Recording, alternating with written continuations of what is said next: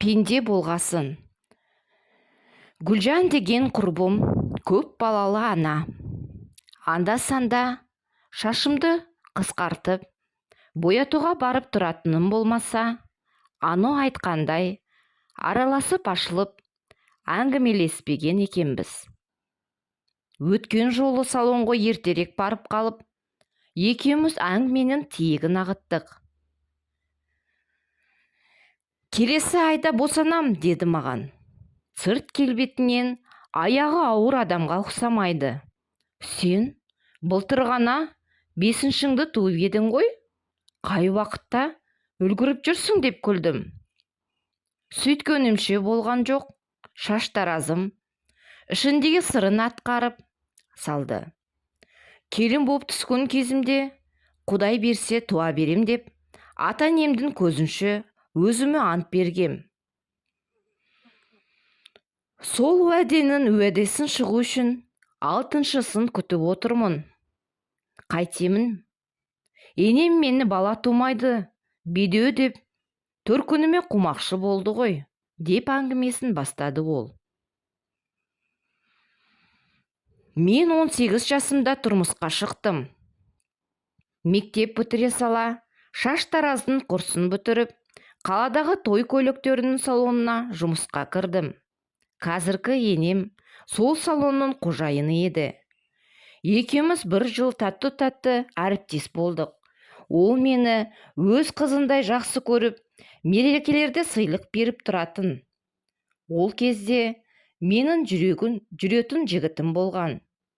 Екеуміз үйленетін боп келісіп қойғанбыз.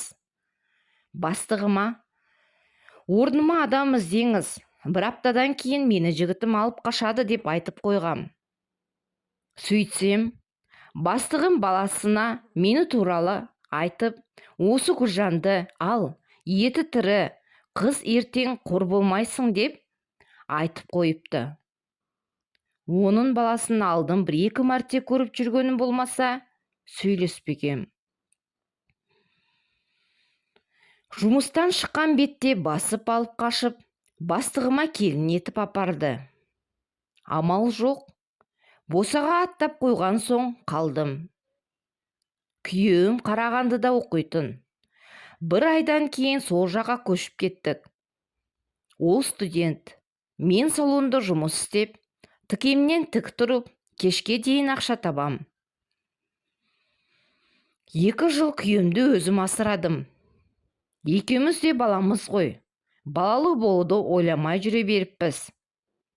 2 жылдан соң ауылға демалысқа келдік. Арада 2-3 күн өткенде, таң атпай, әке-шешем келді. Аң-таңмын. Сөйтсем, енем, әңгіме бар, тез жетіңіздер, деп шақыртқан екен. Зыр жүгіріп, шай дайындап, төркінім келді деп қуанып жүрсем, енем, мына қыздарыңыз бала тумайды, алып кетіңіздер, деп әңгіме айтсын. Әлгі жерде қаным басыма шапты. Әкем отырау демедім. Сіз кімді ақмақ деп отырсыз? 2 жыл балаңызды асырап отырғаныңды айтқан рахметіңіз осы ма? Деп ашуланып жылап қалдым. Сөйтіп отырғанда әкем сөз салды. Құдағи, менің қызымды тексертіп бедеу екенін білдіңіз бе? Деп сұрады. Енемде үн жоқ. Олай болса, мен қазір қызым мен баламны өзімен бірге алып кетіп, Ташкентке тексертем. Егер кінә менің қызымнан болса, онда әңгіме жоқ. Ал кінә күйеу баладан болса, онда, құдағи, қызыма жала жауып, осы әңгімені бықсытқаныңыз үшін сізді сотқа беремін, деп әңгімені аяқтады. Не керек, күйеуім екеуміз әкем сол күні Ташкентке алып кетті. Бастан аяқ қаралдық. Екеуі де сопсо, балалы болуға толық мүмкіндіктері бар, деді ондағылар. Айтқандай ақ, қыркүйекте Қарағандыға кеттік те, қараша айында аяғым ауырлады. 1 жылдан кейін баламызбен Шымкентке көшіп келдік. Қалада пәтер жалдап, күйеуім жұмысқа тұрып, содан бері өз күнімізді өзіміз көріп келеміз. Бірақ енемдің хас жауы мен болдым. Басында үлкен кісі ғой деп бетіне қарсы келмей, не айтса да үндемей, бас шұлғи беретінмін. Сөйтсем, енем мені кінәлі болған соң қарсы сөз айта алмайды деп жұртқа өсек таратады екен. Екінші баламды жаңы босанған кезім, дәл осындай жаңы жылдың уақыты еді. Клиенттерім үйіңе барайық, шашымызды істеп берші деген соң, үйде адам қабылдай бастағам. Одан енем хабардар ғой. Бір күні маған звондап, пәленшенің баласы барады, шашын қысқартып берші деді. Клиентім көп, дегенімді тыңдамады. Сөйтіп, көп ұзамай бір жігіт келді үйге. Кішкене ішіп алған, келгеннен маған тиісе бастады. Күйеуі бар әйелге ұқсамайсың деп әңгіме айтып, ақырында зорлауға әрекеттенді. Бақырып жылап, үйден қашып шыға бастағанда күйеуім келіп қалды. Оны көрген әлгі жігіт терезеден қашып шығып, құтылып кетті. Сен қатын, немен айналысып жатсың деп күйеуім әбден ұрды. Айтқанымды тыңдамады. Кейін бары басылған соң күйеуімнен, сен жұмыста едің ғой, қалай келіп қалдың деп сұрасам, шешесі хабарласыпты.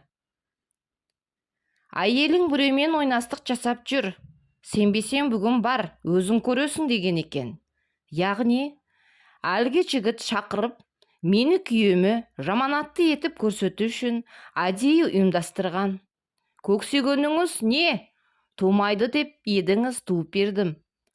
Басқа қатындар сияқты күйеуімдің тапқанын ішіп жеп жатқан жоқпын. Туа сала табыс тауып отырмын. Не арманыңыз бар деп үйде үлкен жанжал шығардым. Сен жүргішсің, менің балама тең емессің деп шықты. Тіпті әке шешемді шақыртып, қыздарың бұзылған, маған бұндай келін керек емес деп шу шығарды.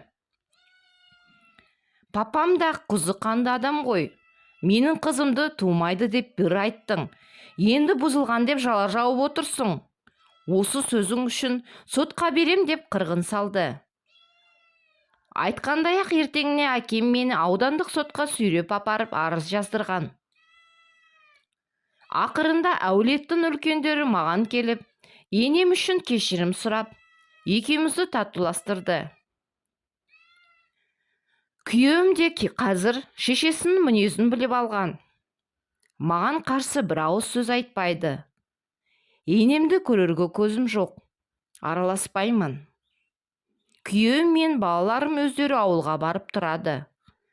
Барса да, арам тамақтар, наным барын опырып жеп жатсындар деп немерелеріне сөйлейді екен. Осы күні олар да, апам бізді бәрібір жақтырмайды деп бармайтын болды. Гүлжанның енесі жайлы айтқанын тыңдап отырып, осы күніме шүкіршілік еттім. Осындай енелерге не жетпейді осы? Ол қыздары ешкімге салмақ салмай, өз арбаларын сүйреп кетсе, ана үшін одан басқа не керек екен? Бірақ соны Гүлжанның енесі сияқты кісілер кеш түсінеді-ау, сол өкінішті.